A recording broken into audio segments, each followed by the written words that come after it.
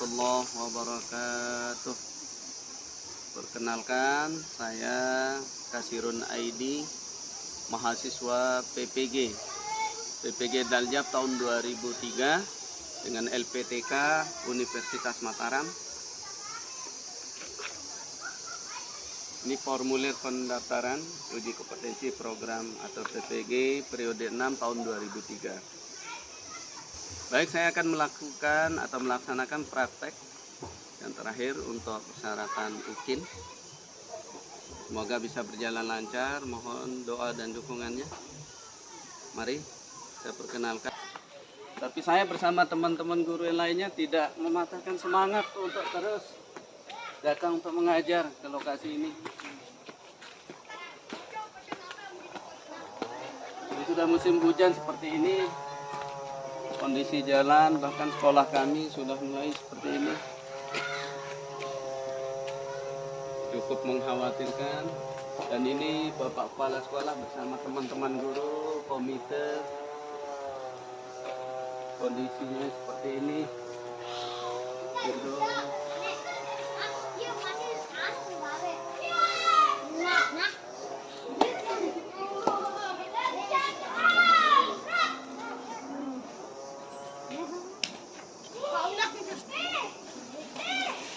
Inilah yang membuat saya pribadi khususnya tetap semangat untuk datang lebih pagi ya, karena anak-anak kami luar biasa sangat semangat untuk mengikuti proses pembelajaran.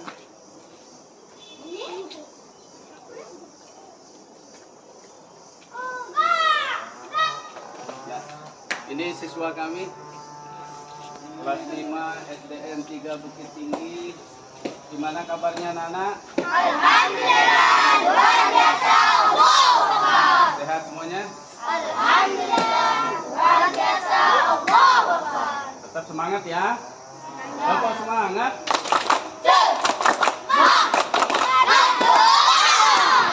Baik anak-anak, kita masuk kelas ya, sama-sama ya. Yuk.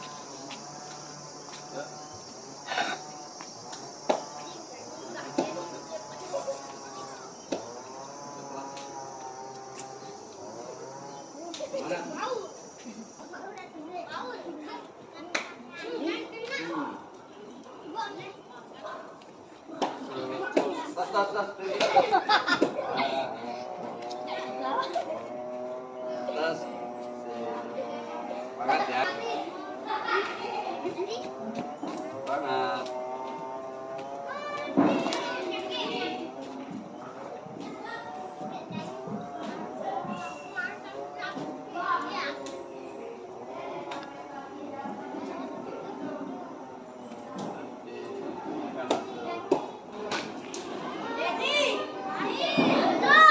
Masih tetap semangat ya.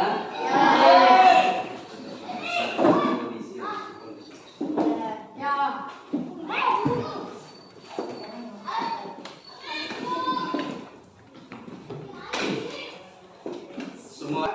Alhamdulillah, luar biasa. Allah. Ya, terima kasih ya. Semoga kita tetap sehat ya.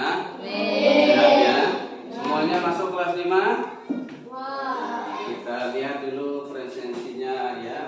Alhamdulillah, yang pertama datang tadi siapa? Sahdin. Ya, luar biasa Sahdin. Semangat Sahdin. Semangat. Ya, tetap dipertahankan terus. Yang lain juga tetap semangat. Yang kedua tadi siapa? Amin. Amin. Riki ya, luar biasa Riki. Semangat Riki. Yang ketiga tadi, urutan ketiga yang datang, iya Lisanul Fitri, luar biasa. Angkat tangan Lisanul. Baik, yang lain silahkan tetap semangat, syukur ya semuanya bisa masuk anak-anak. Sekarang kita melakukan proses pembelajaran berikutnya, ya. Seperti biasa, ya. Sebelum belajar kita harus mana ketua kelas? Silakan ketua kelas berdiri, pimpin temannya untuk berdoa. Ya. Berdiri ya, berdiri semuanya. Satu jari kanan, satu jari kiri, bergabung menjadi dua, buat jembatan panjang. Dua jari kanan.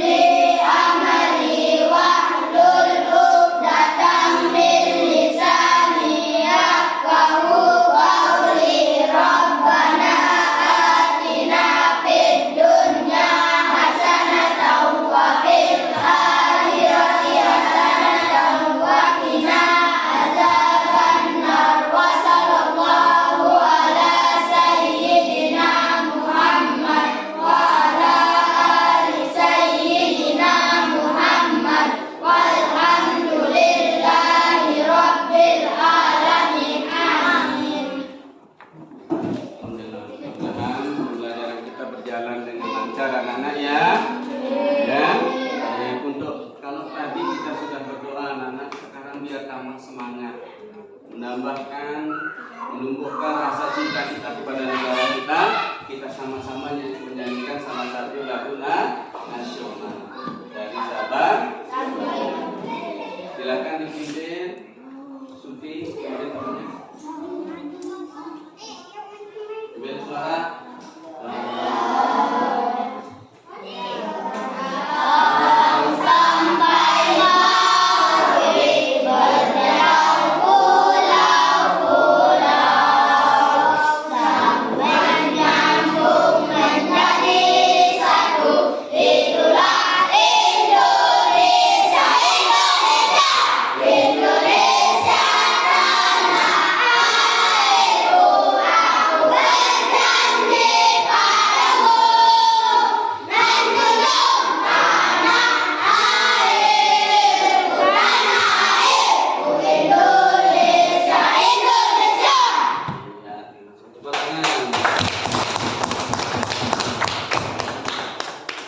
Masih semangat?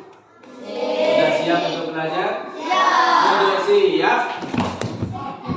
Baik. Masih ingatkah anak-anak tentang apa itu ekosistem? Apa?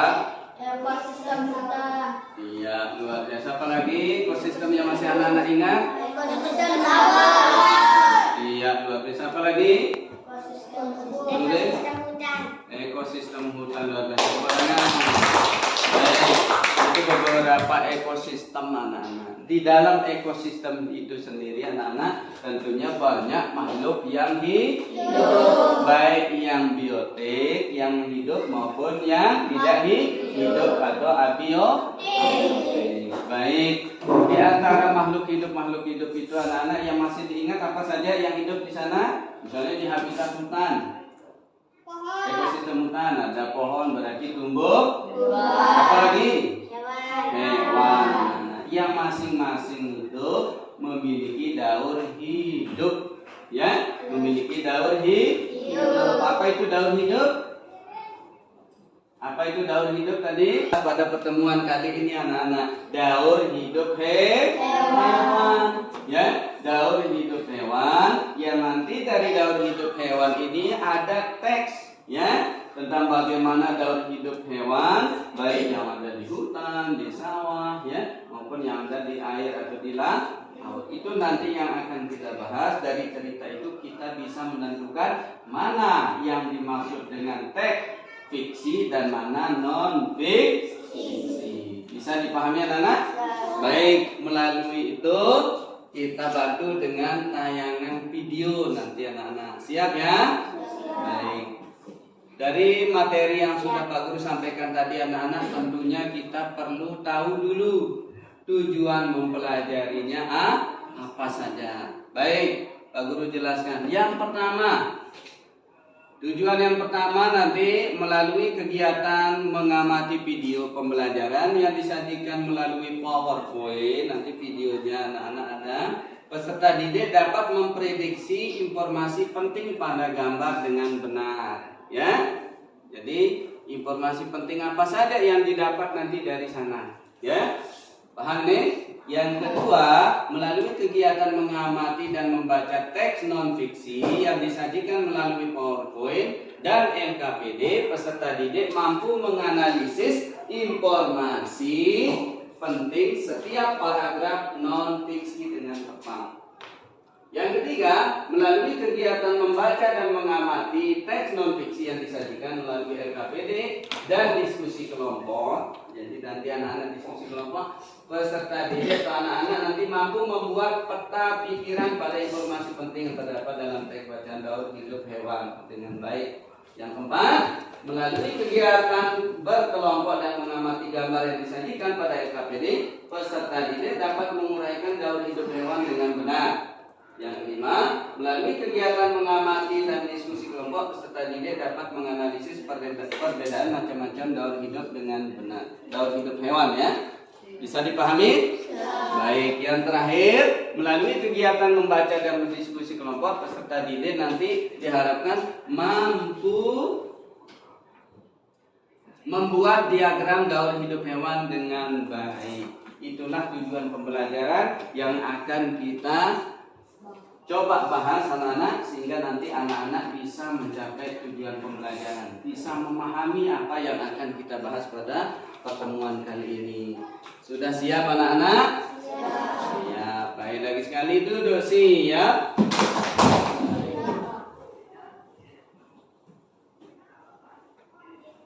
Videonya anak-anak ya, tidak apa-apa, Pak Guru akan bagikan nanti LKPD yang nantinya masing-masing kelompok mohon untuk, jadi anak-anak nanti mengamati videonya ya, masing-masing kelompok. Silakan berdiskusi nanti sambil mengamati videonya.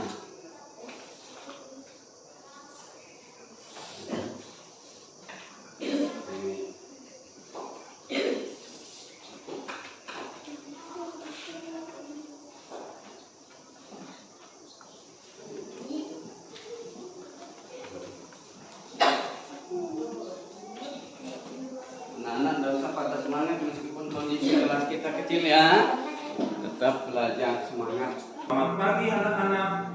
Bagaimana kabar kalian hari ini? Semoga semuanya sehat ya.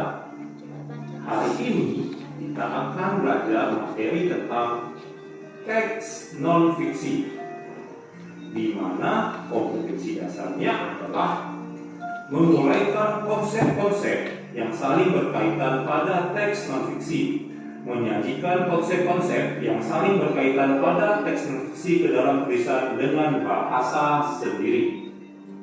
Tujuan pembelajarannya adalah menyebutkan atau menuliskan pokok pikiran dalam bacaan dengan tepat, membuat pertanyaan-pertanyaan sehubungan dengan bacaan, menentukan pokok pikiran suatu teks non-fiksi.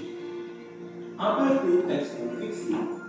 Teks non-fiksi adalah teks yang berisi informasi berdasarkan fakta atau kenyataan dalam kehidupan sehari-hari. Teks non-fiksi dapat kita temukan dalam artikel, surat kabar, atau majalah. Contoh teks non-fiksi antara lain esai, jurnal tentang sejarah atau ilmiah, biografi, serta karya sastra. Dalam teks non-fiksi, informasi-informasi yang disajikan tentunya memiliki keterkaitan satu sama lain secara berurutan sesuai kenyataan yang ada. Informasi-informasi tersebut disusun hingga menjadi sebuah paragraf yang padu.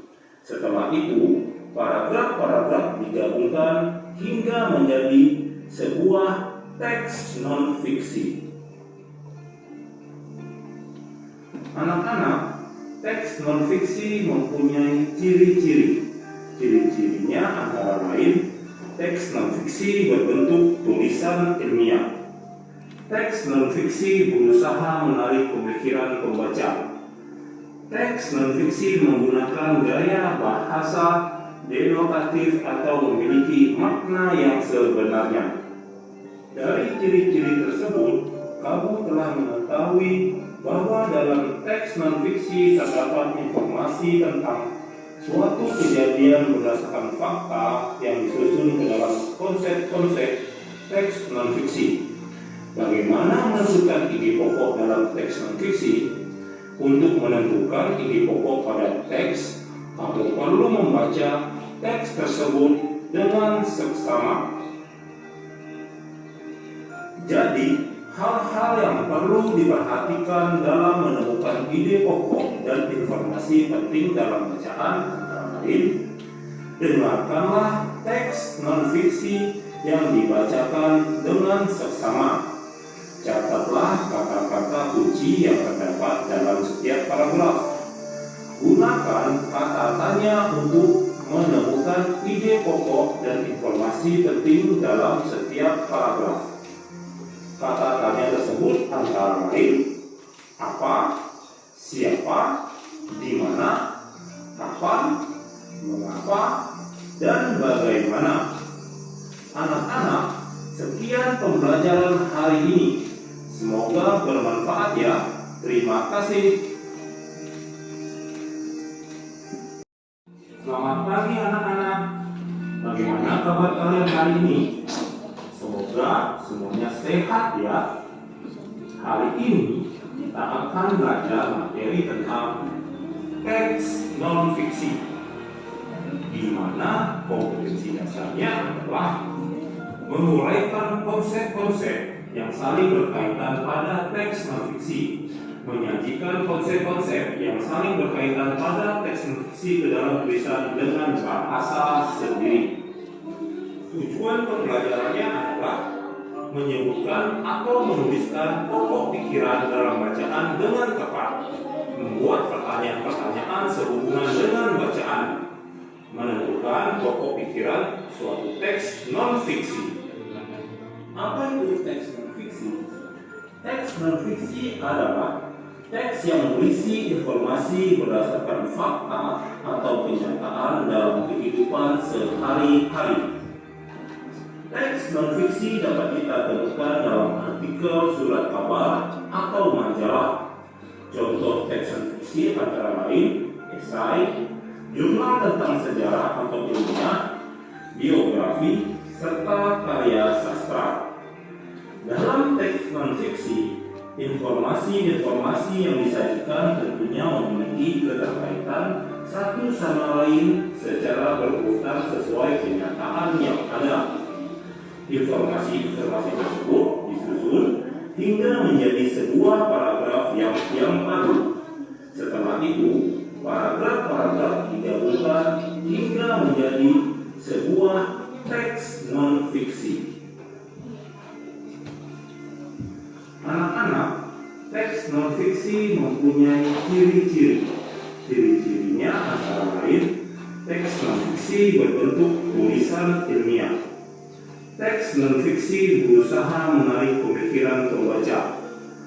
Teks non-fiksi menggunakan gaya bahasa denotatif atau memiliki makna yang sebenarnya.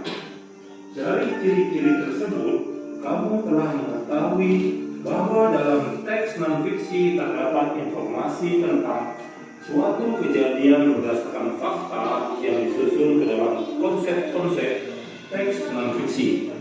Bagaimana menentukan ide pokok dalam teks non-fiksi? Untuk menentukan ide pokok pada teks, kamu perlu membaca teks tersebut dengan seksama.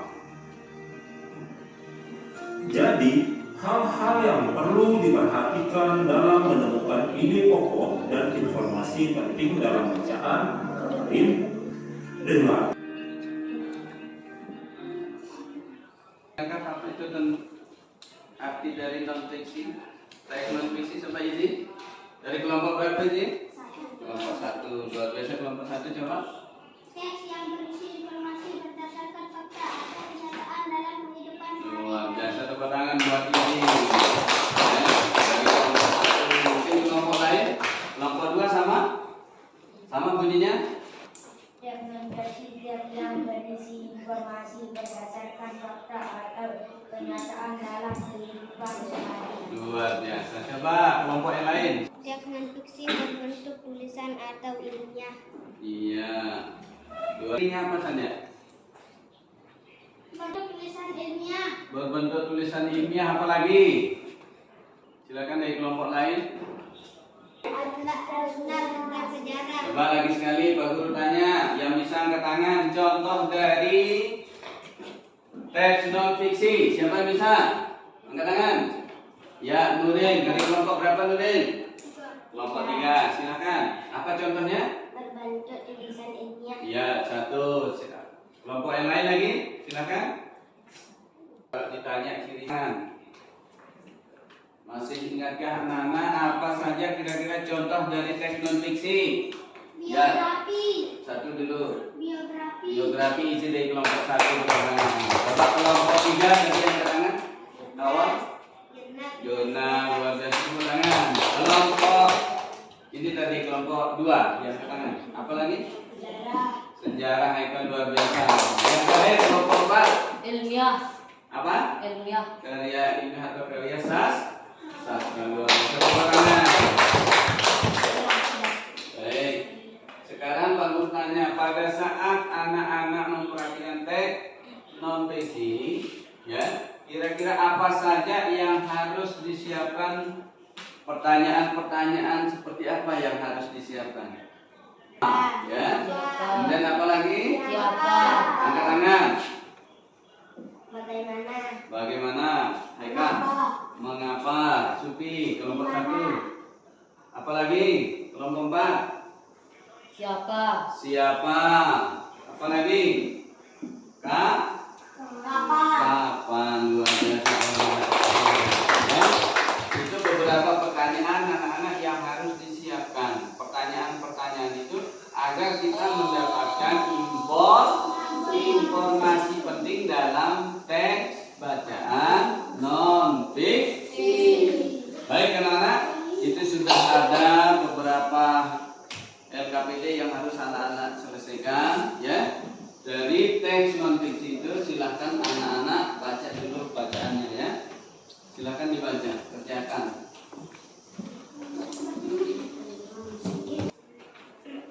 Nah, sambil tulis ya, sambil diskusikan ya. Jadi perhatikan lagi sekali ada video tentang daur hidup hewan. Nanti untuk menjawab lembar kerja peserta didik yang sudah disiapkan, ya. Silakan diperhatikan sambil mencatat.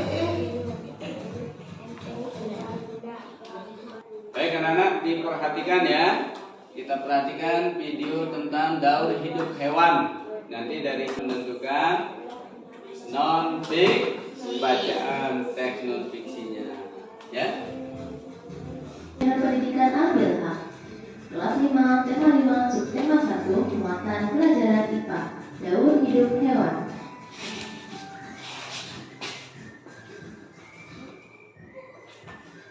Pernahkah kalian melihat hewan di setting?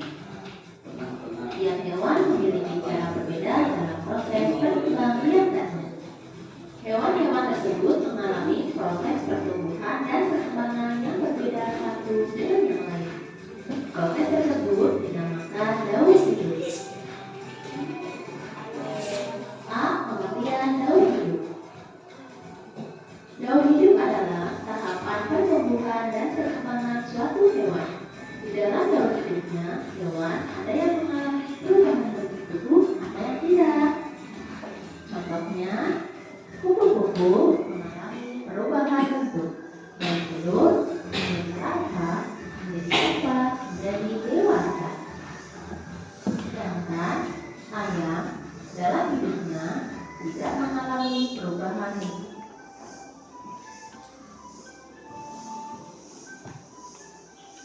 Contoh daur hidup bagai berikut. Telur, kemudian ikan kecil berubah menjadi ikan muda dan berubah menjadi ikan dewasa. Daur hidup selanjutnya adalah kadal.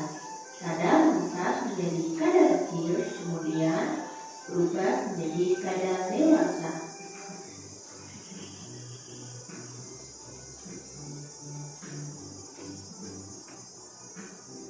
Coba perhatikan gambar di samping. Kupu-kupu merupakan salah satu hewan yang mengalami perubahan bentuk dalam daur hidupnya. Dari mulai telur yang berlangsung selama 3-5 hari berubah menjadi larva antara 5-10 hari, berubah menjadi pupa antara 7-10 hari, kemudian berubah menjadi dewasa sampai 2 minggu. Perubahan bentuknya sangat berbeda sekali. Hewan yang mengalami perubahan bentuk dalam tahap pertumbuhan itu disebut metamorfosis. C. Metamorfosis. Metamorfosis adalah perubahan bentuk pada hewan dalam proses pertumbuhan dan perkembangannya. Metamorfosis ada 2 macam, yaitu metamorfosis sempurna dan metamorfosis tidak sempurna. C. Metamorfosis sempurna. Metamorfosis sempurna adalah metamorfosis dengan perubahan bentuk pada hewan yang sangat indah dan perkembangannya. Contohnya, kupu-kupu mengalami metamorfosis sempurna.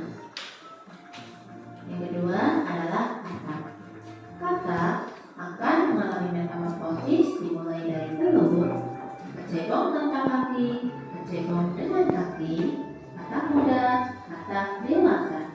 Sedangkan kupu-kupu dari mulai telur menjadi ulat, menjadi kepompong, dan berubah menjadi kupu-kupu. Hewan selanjutnya yang mengalami metamorfosis sempurna adalah nyamuk dan lalat. Nyamuk dimulai dari telur, berubah menjadi larva, berubah menjadi pupa, dan nyamuk dewasa. Selanjutnya, pada lalat dimulai dari telur, menjadi larva, menjadi pupa atau kepompong, dan berubah menjadi lalat dewasa atau imago.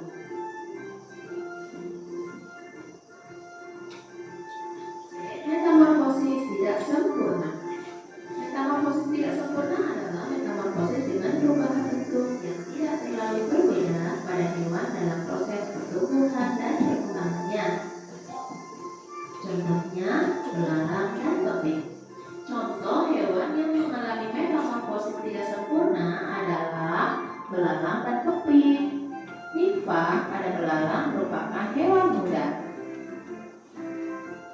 Kalian bisa menyimak pada gambar berikut. Sedangkan pada kepik, ada yang namanya pergantian kulit, disebut dengan ekdisis.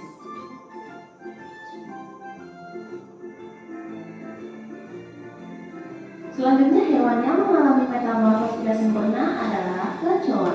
Dimulai dari telur, berubah menjadi nimfa, kemudian berubah menjadi nimfa lagi, berubah menjadi kecoa dewasa, menjadi kecoa dewasa lagi. Lanjut untuk capung, dimulai dari telur, berubah menjadi nimfa, berubah menjadi imago. Perhatikan gambar metamorfosis pada lebah di samping. Coba sebutkan termasuk metamorfosis sempurna atau tidak sempurna. Tulis jawabanmu di kolom komentar ya. Terima kasih sudah menyimak video ini. Atau hewan. Sekarang Pak Guru tanya, apa saja tadi hewan yang anak-anak perhatikan di situ? Nyamuk. Nyamuk. Yang pertama tadi itu apa? Yang pertama apa tadi? Ayam. Paling luar biasa. Bukan pasa, yang ayam ya. Ya. Gambar pertama tadi ayam. Ayam yang sedang apa tadi itu gambarnya? Bertelur dan menetas. Setelah ayam apa tadi gambarnya? Bebek. Apa lagi? Kupu-kupu. Yang lihat apa lagi? Kata. Apa lagi? Kadal. Apa lagi? Belalang. Apa lagi? Semut. Apa lagi? Yang di air itu apa? Sekarang Pak Guru tanya, hewan-hewan yang anak-anak sudah sebut tadi, ada yang hidupnya di darat, ada yang di air, ada yang di dua-duanya, bisa hidup di darat dan di air. Kira-kira sama enggak proses hidupnya dari perkembangbiakannya? Daur hidupnya sama apa enggak semuanya? Sama apa berbeda? Sama. Yang sama itu kita manusia. Kalau hewan, proses hidupnya perkembangbiakan ayam sama katak tadi sama apa enggak? Berbeda. Katak sama kupu-kupu sama apa enggak? Berbeda. Dari proses daur hidup atau perkembangbiakannya itulah yang disebut dengan proses metamorfosis. Sekarang Pak Guru tanya, ada berapa macam metamorfosis? Gizi luar biasa. Coba sebutkan yang pertama. Metamorfosis sempurna dan tidak sempurna. Luar biasa, tepuk tangan. Ini yang anak-anak nanti kaji. Mana hewan yang perkembangbiakannya yang metamorfosis sempurna dan mana yang tidak sempurna. Itu yang harus anak-anak kaji pada kesempatan ini. Melalui video tadi anak-anak bisa menentukannya. Bisa dipahami? Baik, luar biasa, bisa dijawab dengan hampir sempurna. Tinggal anak-anak melengkapi tugas yang sudah disiapkan. Silahkan kerja lagi tugasnya.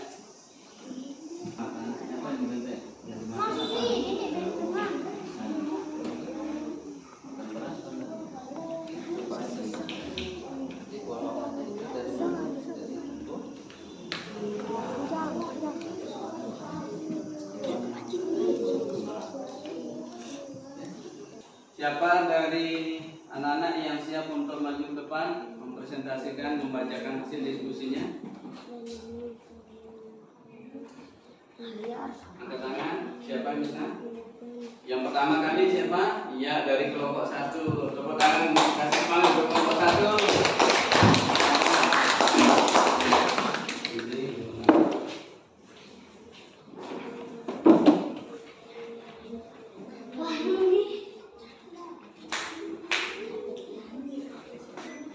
Ya, siap salam. Silakan. Assalamualaikum warahmatullahi wabarakatuh. Waalaikumsalam warahmatullahi Kami dari kelompok 1 ingin membacakan hasil diskusi kami kelompok 1. Saya ini Sufi, ini Osdal, ini Juden. Dari ini dulu. Apa namanya? Kegiatan 1. Silakan kegiatan 1. Biotik dan abiotik. Unsur biotik tubuh tumbuhan hewan dan unsur abiotik batu, udara, air, dan tanah. Cahaya matahari dapat menghangatkan udara, air, dan tanah, dan tubuh manusia dan hewan. Ekosistem tersusun atas individu, populasi, dan komunitas. Individu misalnya seekor kambing, burung, dan pohon cemara.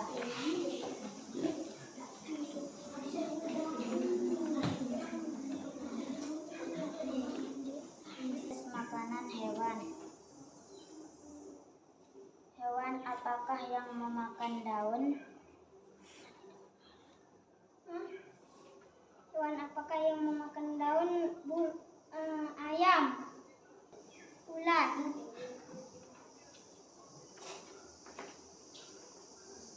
Demikian dari kami. Wassalamualaikum warahmatullahi wabarakatuh. Waalaikumsalam warahmatullahi wabarakatuh. Tepuk tangan buat kelompok 1. Coba diam dulu kelompok 1. Boleh bertanya sama kelompok 1? Sebut, Ya, Nuril, kelompok 3. sebutkan hewan yang memakan daging.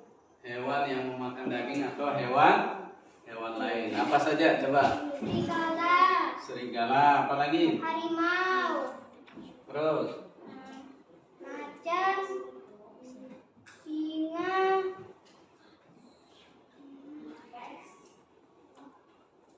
ikan. Ikan apa? Masa ikan kecil makan daging? Ikan ini hewan laut. Duduk yang bagus. Selain ayam, hewan apa yang memakan daun? Bebek. Sebut. Supi, jangan sendiri sih. Sudah ditanyakan tadi. Kambing, ulat, lalang,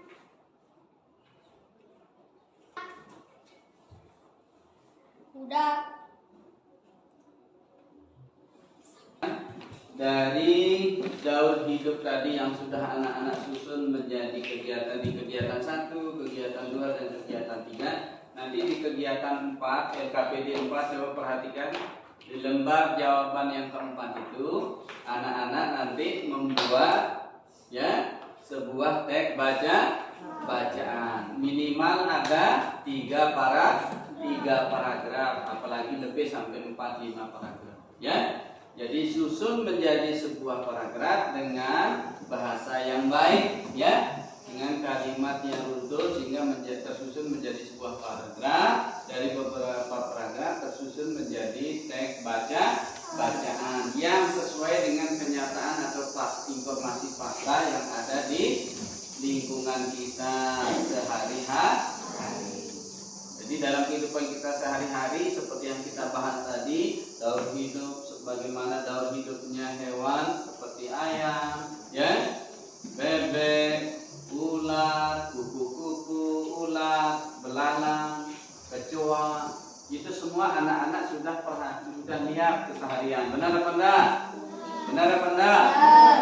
Yang semua itu anak-anak tulis ya menjadi sebuah bacaan. Nanti apabila dibaca itu akan terkesan sangat menarik. Kenapa? Informasinya sesuai dengan kondisi kita dalam kehidupan sehari-hari. Jadi mengamati ya. Jadi enak nanti kita belajar. Bisa dipahami anak-anak? Baik, luar biasa diskusi kita pada pagi hari ini ya, menjelang siang ini luar biasa anak-anak semangatnya. Terima kasih ya. Apa yang sudah kita bahas dari tadi anak-anak nanti pelajari kembali di rumah ya, sehingga nanti pada pembahasan berikutnya mudah-mudahan nanti kita bisa lebih semangat lagi belajar. Kira-kira Pak Guru tanyakan, semangat tak belajar pada pagi menjelang siang ini? Semangat. Dapat ngerti dengan videonya? Dapat ngerti dengan menjawab soal-soal dari LKPD? Masih tetap semangat? Mudah-mudahan kita tetap semangat anak-anak, kita bisa sehat, tetap sehat, diberikan kesempatan untuk mengikuti pelajaran pada sesi berikutnya, pada hari-hari berikutnya. Mari kita tutup anak-anak, semoga apa yang kita pelajari pada pagi menjelang siang ini bisa kita pahami, bisa kita terapkan dalam kehidupan sehari-hari. Ya, kita amati apa yang ada di lingkungan kita anak-anak. Ya, kita tulis apa yang kita saksikan, apa yang kita lihat. Nanti anak-anak bisa pelan-pelan bisa menyusun sebuah cerita atau teks bacaan. Bila perlu menjadi sebuah makalah nantinya. Yang mudah-mudahan ya hasilnya itu nanti kita bisa publikasikan anak-anak, bisa kita tempel di situ di mading, bisa Pak Guru tayangkan nanti di di YouTube atau di majalah, sehingga menjadi sebuah karya ilmiah. Amin. Semangat ya. Semangat ya. Baik, kita tutup dengan sama-sama membaca hamdalah. Alhamdulillah.